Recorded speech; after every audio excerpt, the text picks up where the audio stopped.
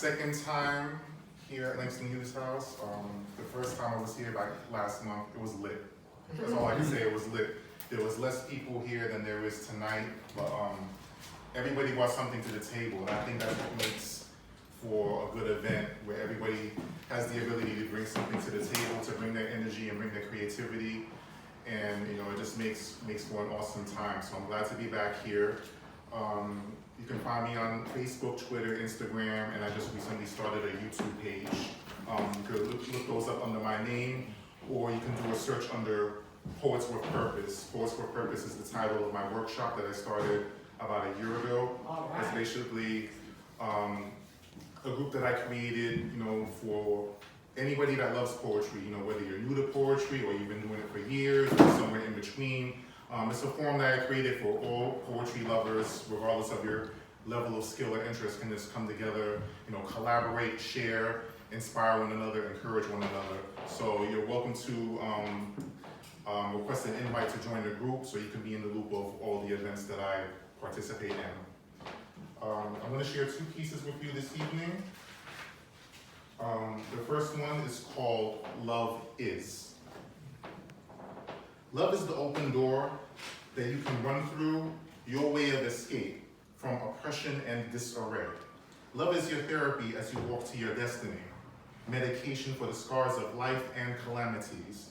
Love is your sails being pushed by the breath of God, propelling your vessel of purpose through the valleys of hurt and despair, never letting you stay there, surrounding you with endless care and songs of victory, reminding you of who you really are. Love is his hands extended, reaching you when no one else can't. Love is his word, unchanging and unbreakable. Love is his presence, unforgettable, incredible, almost beyond description, the greatest prescription ever known.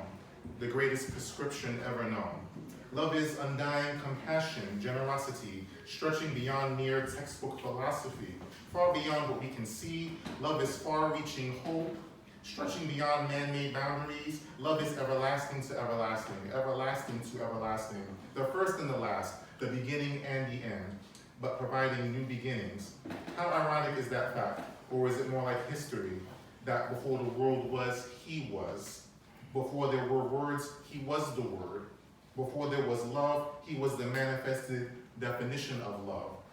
Love is the true insurance policy that never expires, the main ingredient that fulfills your desires, and not only your needs. Love is living and breathing and planting seeds from generation to generation to generation. It always succeeds. Love is the open door that you can run through, your way of escape from oppression and disarray. Love is your therapy as you walk through to your destiny. It's medication for the scars of life and calamities. Love is your therapy as you walk to your destiny. Medication for the scars of life and calamities. Love is the reason why I still stand. Love is the reason why I still stand. Love is the reason. Love is the reason. Oh, yeah. Very nice. Thank you. This next piece I'll share with you is called The Space Between. The space between is so hard to bear when the word wait is a curse word that you just don't want to hear. You climb one mountain just to face 5 more. Still exhausted from the last journey, can you take any more? The space between blessings and victories is tense and unsure. It hurts and it's discouraging. Of course, we all know the cure. It doesn't negate the reality of real life. Life happens. Life is draining. When you can't see the end of the tunnel and you feel off track, the cares of life are straining your back. Little strength to move forward, but none whatsoever to turn back because you can't.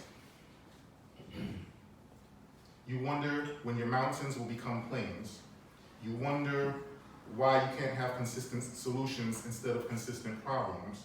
You wonder when on earth will you ever be consistently happy. The space between the seen and the unseen is the place where God will meet you to remind you of what he has done. He's still Lord over your situations. Don't let your current burdens rob you of the joy of what God has already done for you. Know that he can and will do it again, and will do it exceedingly and abundantly, above all that you could ever think of or ask, because he is God enough to do it. Ask God to help you make your space between the waiting room for your express train to greater blessings and victories.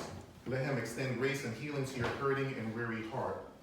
God is still in control and can turn everything around in your favor in just one moment. Thank you. Amen. Thank you.